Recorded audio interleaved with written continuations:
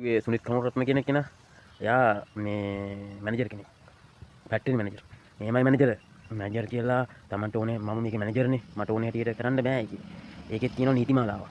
ඔයාලා සිකියුරිටිලාට දෙනවා නීතිමාලාවක්. කළමනාකරු ආයතනේ කළමනාකරු. මේ නීතිමාලාවක් දෙනවා සිකියුරිටි එකට.